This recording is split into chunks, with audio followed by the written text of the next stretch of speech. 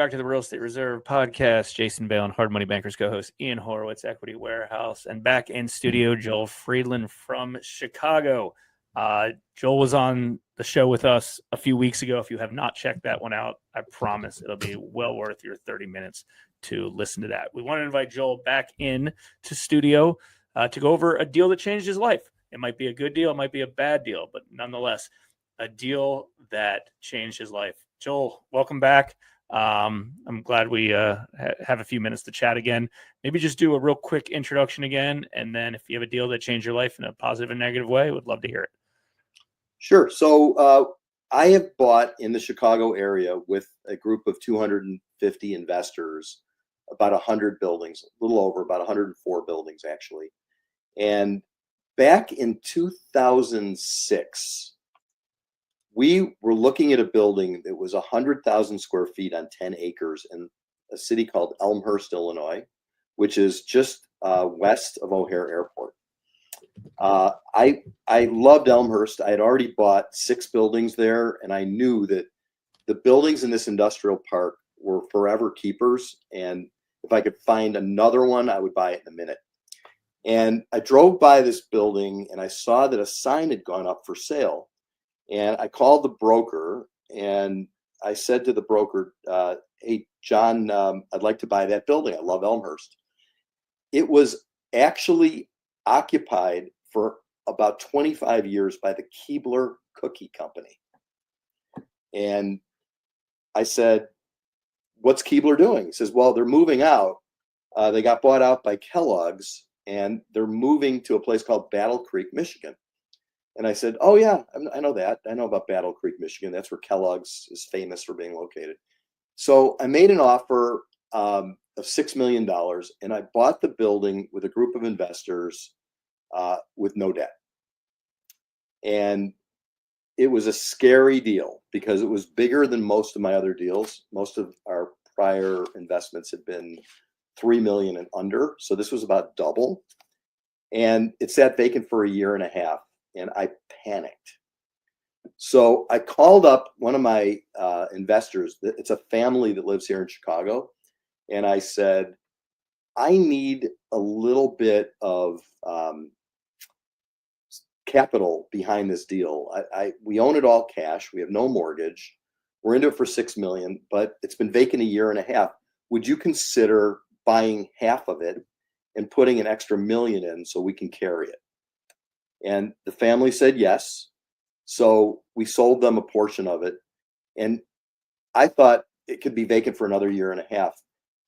3 weeks later, we were contacted by Comcast. Oh, Jesus. Comcast comes and looks at it with their broker, Jones Lang LaSalle.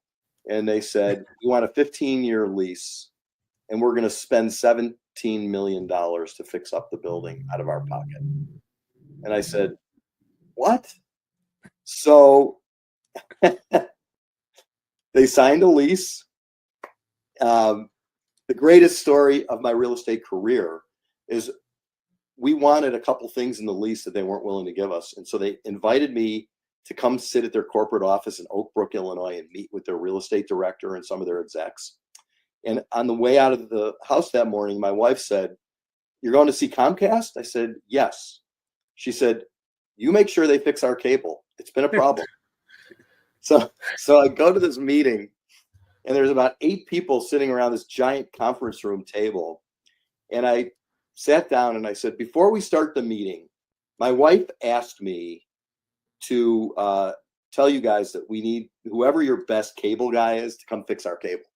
And a lady sitting like 3 seats away from me says, Mr. Friedland, we don't mix our vendors with our service. We don't like when our vendors denigrate our service like this.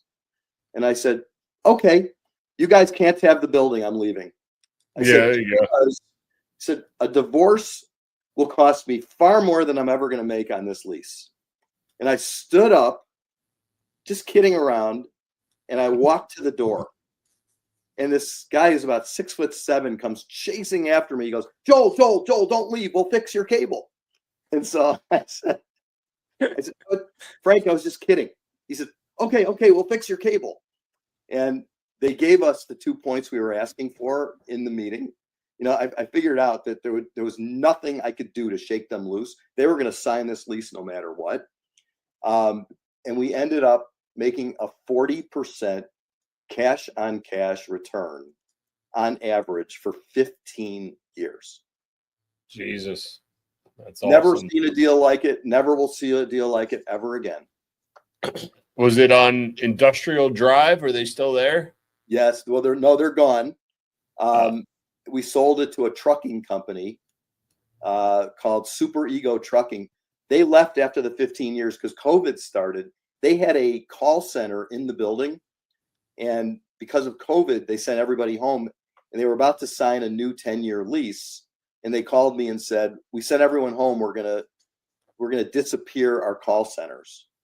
We don't need them. People can work from home." So they left, and we sold it to Super Ego, which was also a good sale. So I've had 10 very bad deals, guys, out of 100 deals. If I gave you my track record, I could show you 10 bad deals. This is the number one best on the good list. There you go. Yeah, but I'm not bragging. I'm simply saying I got lucky. And if you do 100 deals, you will get lucky at least once. Yeah, that's a good point. I don't know that it's luck. Maybe it is luck, but you can't have luck if you don't swing the bat. And you're out there swinging the bat. You took some risk that was uncomfortable for you. You found a way through it, and it wound up to be a stellar deal. And it sounds like you kept your wife happy. So I think that's a win out of this whole thing. Joel, you've been awesome. Thank you for coming back. Both episodes you've done have been absolutely awesome. I highly suggest you go back and watch the previous episode. I've done it several times about the partnership section, so much to the point that I'm probably going to pick up the phone and call Joel after revisiting this episode.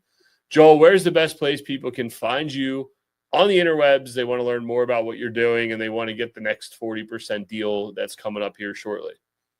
Won't happen. No such thing as 40%. That's a unicorn. BritProperties.com. BRIT Properties with 1 T. We'll get that in the show notes. We appreciate you coming on. Guys, if you got any value out of this, Joel has been very, very transparent with us. Please feel free to share the show. It's the best compliment we can give him. We don't care about the likes and shares. And guys, we will catch you on the next one.